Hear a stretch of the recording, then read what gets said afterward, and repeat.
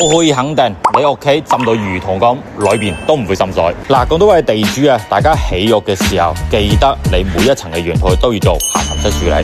咩叫下沉式？你會睇到平時啲陽台係平嘅，但係你睇呢個陽台，出邊嘅陽台係會比裏邊嘅地面要低落嚟5公分嘅，呢個就係叫下沉式嘅設計。因為你平時落雨嘅時候，雨水首先去到你嘅陽台，大部分嘅雨水會去咗你下邊嘅地樓，但係仲有少部分嘅雨水會通過磚房逐啲滲到去你嘅樓板，你嘅樓板就會積水。